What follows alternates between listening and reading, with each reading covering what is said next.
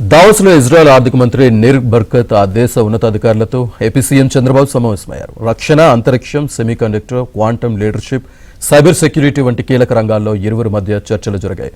ముఖ్యంగా ఏపీలో ఇజ్రాయెల్ సంస్థల కోసం ఒక ప్రత్యేక ఇండస్ట్రియల్ పార్క్ ఏర్పాటు చేయాలని ప్రతిపాదించినట్లు సీఎం చంద్రబాబు ట్విట్టర్ వేదికగా తెలిపారు. ఇది మెట్టెక్, క్లీన్టెక్, ఏరో డిఫెన్స్ రంగాల్లో స్థానిక ఉత్పాదనకు గొప్ప వేదిక అవుతుందని సీఎం చంద్రబాబు చెప్పుకొచ్చారు. ఇక విశాఖ, చెన్నై కారిడార్లో యుఏవి డ్రోన్ల తయారీ, తీర ప్రాంత గస్తీ, వ్యవసాయ రంగంలో వినియోగానికి డ్రోన్ల తయారీ, వ్యర్థ జలాల రీసైక్లింగ్ సాంకేతికతపై సహకారాన్ని సీఎం చంద్రబాబు కోరారు.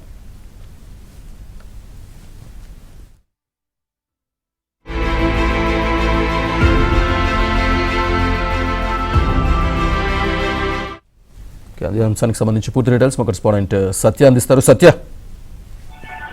శ్రీనివాస్ మూడవ రోజు దావోస్ పర్యటనలో భాగంగా ముఖ్యమంత్రి చంద్రబాబు బిజీగా గడుపుతున్నారు. దీనిలో భాగంగానే ట్విట్టర్ వేదికగా ఒక కీలకమైన అంశాన్ని ఆయన కొద్దిసేపటి క్రితమే ట్వీట్ చేయడం జరిగింది. సామాజిక మాధ్యమం ఎక్స్ లో ఈ ట్వీట్ ను ఉంచడం జరిగింది. దావోస్ లో ఇజ్రాయెల్ ఆర్థిక మంత్రి నీర్ బర్కత్ తో కీలక సమావేశం నిర్వహించారు. రక్షణ, ఏరోస్పేస్, యుఏవి రంగాల్లో భారత్ ఇజ్రాయెల్ మధ్య భాగస్వామ్యం ఉండాలని ఆయన కోరారు. సెమీ కండక్టర్, క్వాంటమ్ టెక్నాలజీ, సహకార అవకాశాలపై కూడా వీరిద్దరి మధ్య చర్చ జరిగింది. నీటి శుద్ధి, భూగర్భ జలాలు నాణ్యతపై ఇజ్రాయెల్ నైపుణ్య వినియోగం పైన చర్చించడం జరిగింది. గతంలో కూడా డ్రిప్ ఇరిగేషన్ లో ఇజ్రాయెల్ టెక్నాలజీని ఆంధ్రప్రదేశ్ లో వాడిన విషయాన్ని కూడా ముఖ్యమంత్రి గుర్తు చేశారు. మెడికల్, విద్య, సైబర్ సెక్యూరిటీ రంగాల్లో కూడా సంయుక్త కార్యక్రమాల రూపకల్పనపై కూడా వీరిద్దరి మధ్య చర్చ జరిగింది. ఏపీలో మెట్టెక్, ఏరో డిఫెన్స్ హబ్ సంబంధించి కూడా కీలకమైన ప్రతిపాదనలు పైన వీరు చర్చించడం జరిగింది. ఇక క్లీన్ టెక్ లో కూడా పెట్టుబడులకు ఉన్న అవకాశాలను కూడా ముఖ్యమంత్రి వివరించారు.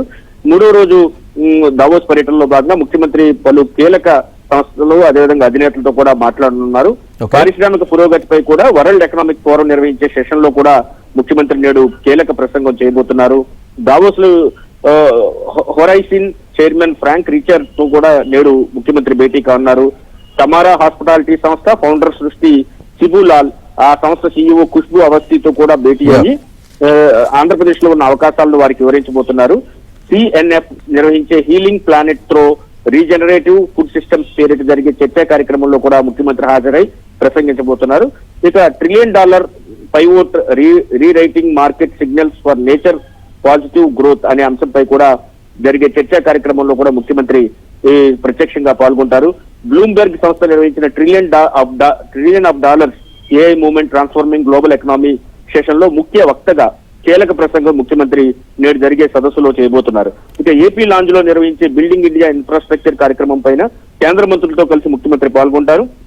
వాతావరణ మార్పులపై ఫైనాన్సింగ్ రీజనరేషన్ మొబైలింగ్ క్యాపిటల్ పేరిట నిర్వహించే మరో కార్యక్రమంలోనూ నేడు ముఖ్యమంత్రి పాల్గొనబోతున్నారు.